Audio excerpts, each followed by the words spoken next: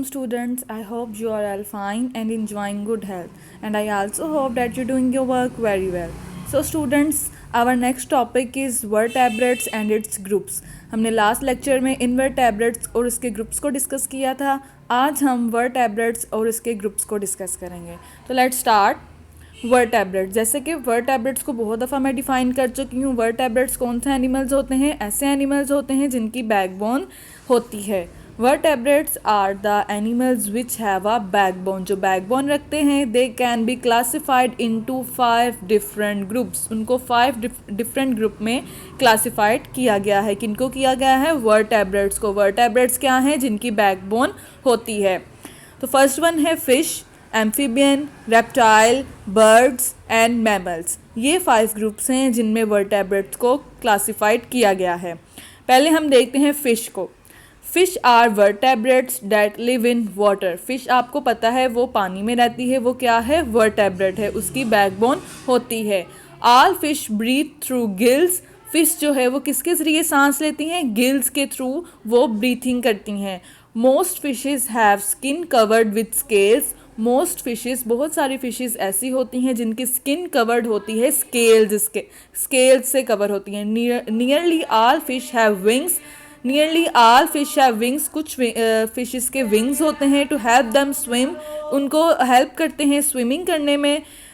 पानी में उनको हेल्प आउट करते हैं स्विमिंग करने के लिए उनके wings. Young fish hatch from soft eggs called spawn.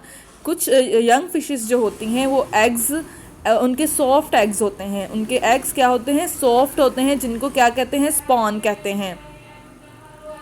Label the parts of fish. ये कुछ पार्ट्स हैं जो लेबल किए गए हैं फ़िश के. आपकी बुक में ये डिफ़ाइन है.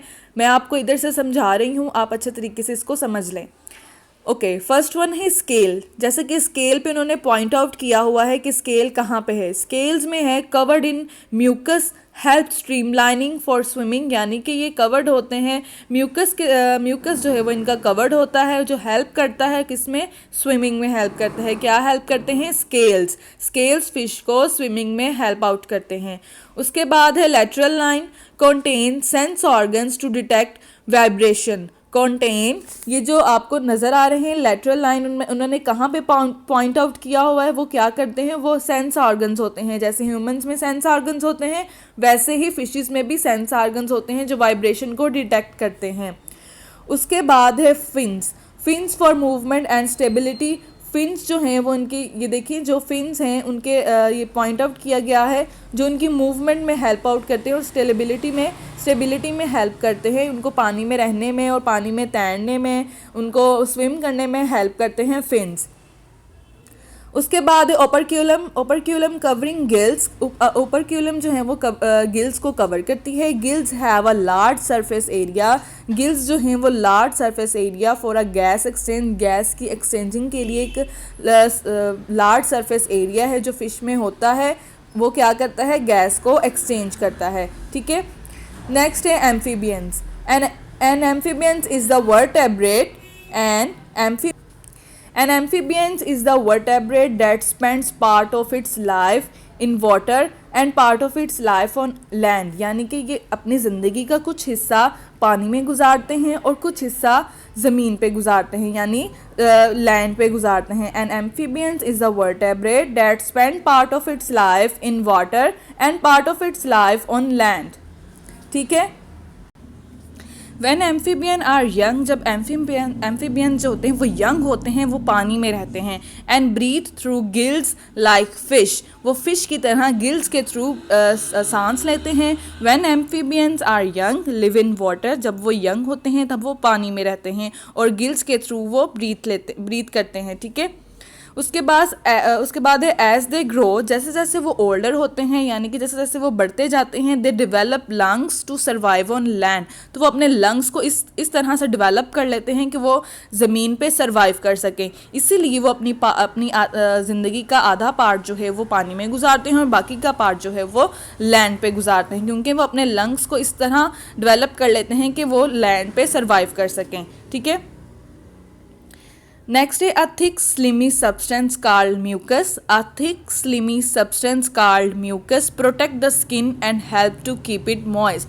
एम्फीबियंस की जो स्किन थिक और स्लिमी स्किन होती है वो उसको क्या कहते हैं, म्यूकस कहते हैं। वो क्या करती है, प्रोटेक्ट द स्किन, वो स्किन को प्रोटेक्ट करती है, and help to keep it moist, और उसको मॉइस्ट रखने में हेल्प आउट करती है।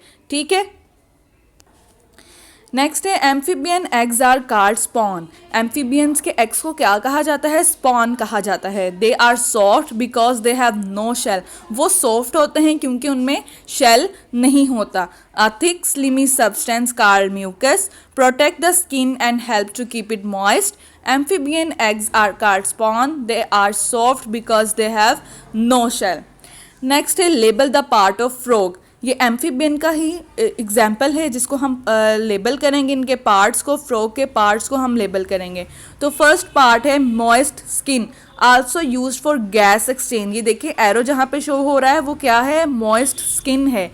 मॉइस्ट स्किन है, also used for gas exchange, ये गैस एक्सचेंज के लिए यूज होती है। उसके बाद है four limbs with hind limbs wept for hoping and swimming. ये जो है इनकी ये जो लेग्स की तरह हैं वो इनको क्या करते हैं, वो स्विमिंग में और होपिंग में, उछलने कूदने में इनकी हेल्प करते हैं। ठीक है। नेक्स्ट है nostrils leading to lungs which are used for gas exchange. यहाँ पे जो उनकी नोस्ट्रिल्स हैं वो लंग्स को लीड कर रही हैं जो गैस एक्सचेंज में यूज़ होती हैं। उसके बाद है वाइड माउथ। जो देखें एरो जहाँ पे लाई कर रहा है वो क्या है, wide mouth. As adult amphibians are all carnivores. सारे जो एडल्ट एम्फीबियंस होते हैं वो क्या होते हैं, कार्निवर्स होते हैं। ठीक है।